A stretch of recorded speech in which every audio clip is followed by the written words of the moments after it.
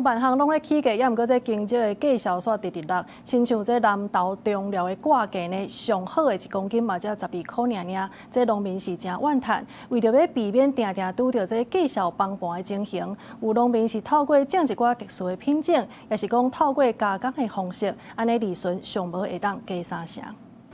這掛這攏無啥夠工錢的。這一堆的金蕉全部算起來價格無到50塊。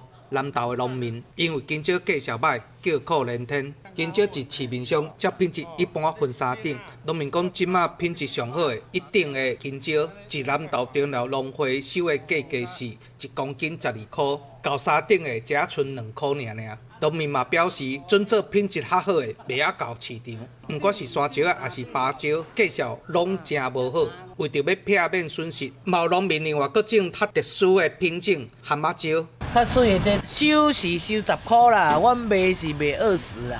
這安尼就較歹，這就4塊爾。大家才燒之前啊，之前是賣較好價，啊，即擺價銷較無遐好啊。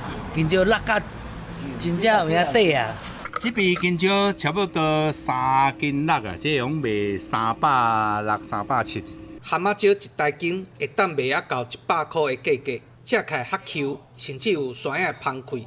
價銷嘛較好，所以當山蕉、芭蕉價銷崩盤的時陣，嘛袂去互掛價傷着。一級巷中寮攏是金蕉的產地，伊的查某囝嘛開發着金蕉片來壓懸金蕉的價值。這青金蕉啊，差不多1公斤大概是在8塊9塊左右啊。但是吼，阮即擺就是用加工的技術啊來去做成那個香蕉脆片吼啊，差不多會使提升3成的迄利潤。